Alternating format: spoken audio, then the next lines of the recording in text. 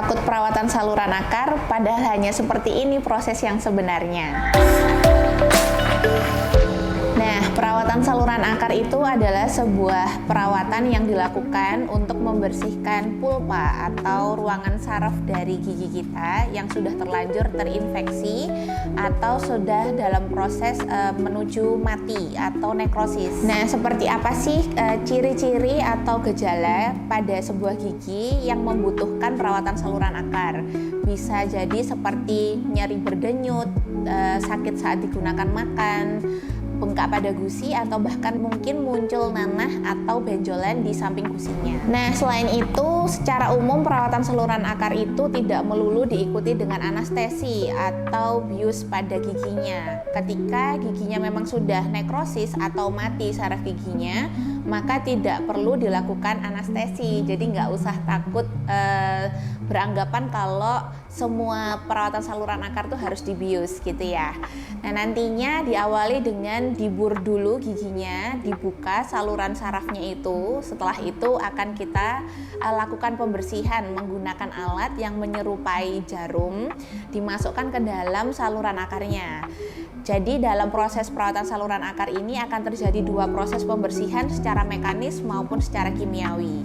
Setelah dibersihkan secara mekanis menggunakan jarum tadi, selanjutnya akan juga dibersihkan secara kimiawi menggunakan cairan yang akan mengangkat kotoran-kotoran yang tidak bisa terangkat dengan jarum atau secara mekanis itu tadi. Nah, nantinya kalau misalkan giginya ini sudah selesai dilakukan pembersihan, baru dimasukkan obat perawatan saluran akarnya. Obat perawatan saluran akar ini sendiri berfungsi sebagai antiseptik, atau kita berharap supaya bakteri itu tidak bisa lagi masuk ke dalam saluran yang sudah kosong itu tadi, baik dari bawah atau dari atas. Jadi dia bersifat menangkal bakteri supaya tidak bisa hidup di sana. Selanjutnya, setelah dimasukkan obat perawatan saluran akar, baru dilakukan penambalan pada gigi tersebut. Biasanya diikuti dengan penambalan sementara dulu, baru nantinya akan ditentukan restorasi selanjutnya. Apakah gigi tersebut bisa ditambal permanen atau bahkan butuh direstorasi lebih serius seperti penggunaan mahkota gigi. Nah, kenapa sih kita lebih milih dilakukan perawatan saluran akar daripada dicabut? Karena pada dasarnya prinsip kedokteran gigi saat ini lebih mengarah ke konservatif. Sebisa mungkin kita selamatkan daripada buru-buru kita cabut gitu.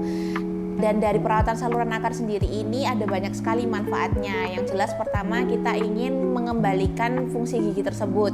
Jadi bisa digunakan untuk makan, bisa terselamatkan secara estetika juga. Kemudian yang kedua, kita tetap mempertahankan jumlah gigi kita sebanyak mungkin, selama mungkin di rongga mulut kita.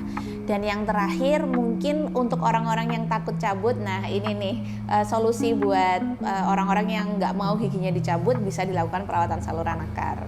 Jadi jangan takut ya kalau misalkan muncul gejala-gejala tadi, karena semakin cepat diperiksakan akan semakin lebih baik hasilnya. Jangan lupa periksanya ke Bidental.